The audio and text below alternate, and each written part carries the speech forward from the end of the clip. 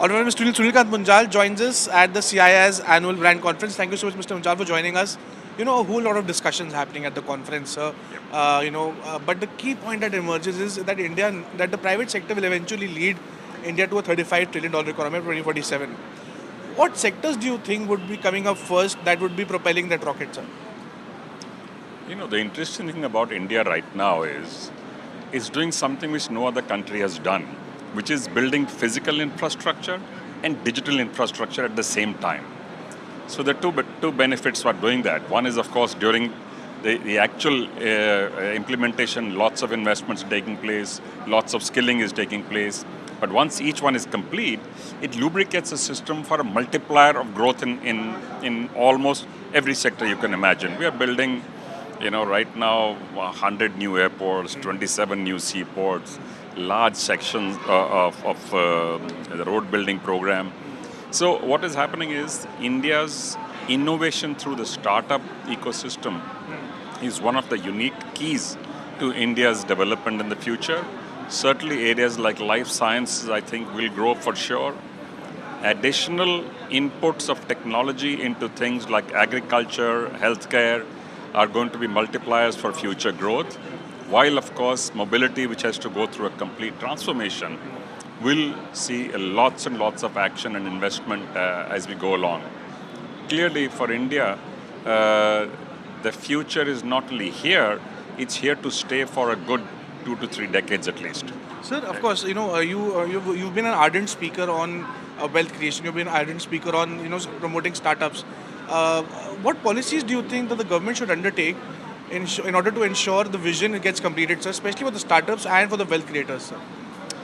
So for startups, for sure, there is work to be done. When the government started, when they announced the first policy, when the Prime Minister announced the startup policy, I think there was an indicative list of things to be done at that time.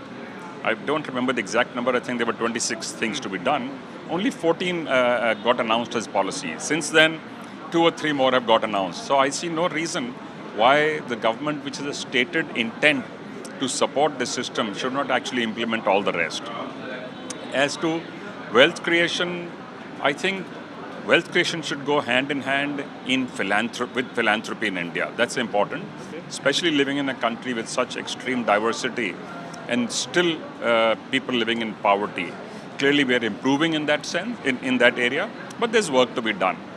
So most countries in the world, alongside when they get growth in wealth, also encourage people to give them tax breaks to things like philanthropy. We are one of the few countries, frankly, where there is no tax break on philanthropy. I think it will be a useful thing to do because already there are people who are giving. It makes it easier for people to give this. They are not looking for other areas in which to put their funding in. I do think because we already have CSR coming in from companies, which was a very good thing. The individuals, foundations, trusts, etc., need to find a way to actually grow the sector, the social sector, to grow the civic support sector, and to connect India into a closer knit set of communities, because we are the most diverse nation on the planet, which is our challenge and of course also our biggest strength. Last question, sir.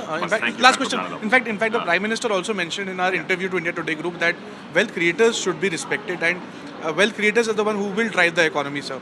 So, do you agree with this remark, sir? And how about the giving the due respect to wealth creators? Is it important, sir? No, of course, I completely agree with the Prime Minister that wealth creation is not for the sake of wealth creation. Wealth creation comes from actually doing some activity. And all of these activities are what create jobs, what create value, what create facilities, what create manufacturing and services. So it's an outcome of well-run organization that you create wealth. So certainly I think we need to regard, we need to respect, we need to fete them, we need to celebrate them, we need to reward them, we need to award them. I think it's a good thing to do. And as a system, anybody contributing to nation building needs to get recognition. Well, absolutely carried as always. Thank you so much, Mr. Munjal, for speaking to us. Thank you.